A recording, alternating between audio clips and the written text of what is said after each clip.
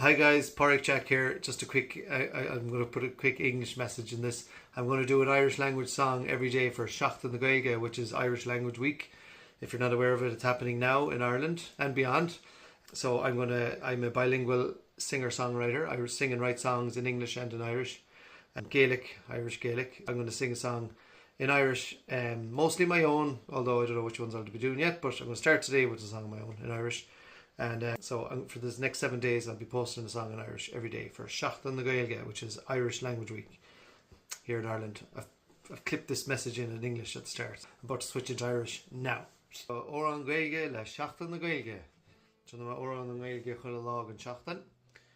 Níl sama Seachtain na Gaeilge le Gaeilge nó Seachtain. Tá mi go Seachtain, tá mi sé go bre Seachtain anyways.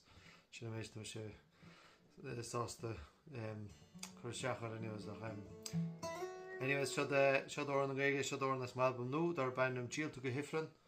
Can the skrive faoin droch dós in COVID agus an gene class. Agus an album tá Gráine ní bháile cas an éach chum Gaeilge an album Malbum nu. Agus should an céadaí go Amhrán Gaeilge le Seachtain na Gaeilge. Padraig. Tá me donna couple gig rin Seachtain na Jardín tá seo fógram hana hain Jardín tá mós an maile na finne.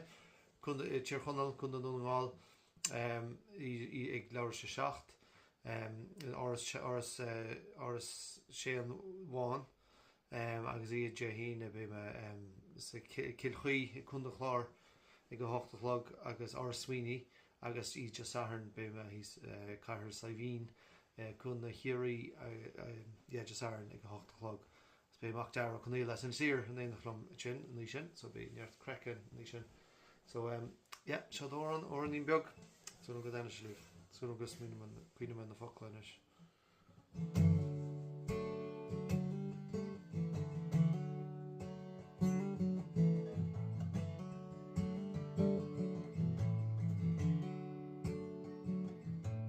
Tá má lainn seo I choiríocht siad an imní.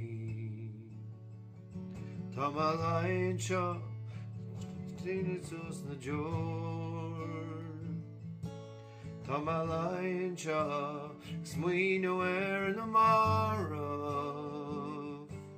tréis seo hacht an gcíon tar éis an cheó a rihannaí tá má cuairú síos na nómad a rihannaí tá má cosúla bracán le